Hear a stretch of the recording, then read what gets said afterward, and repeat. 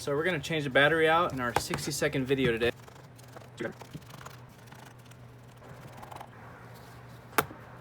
Push it this way.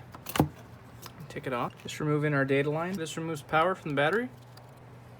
2 T3s to remove our trackpad. We have 2 more T5s.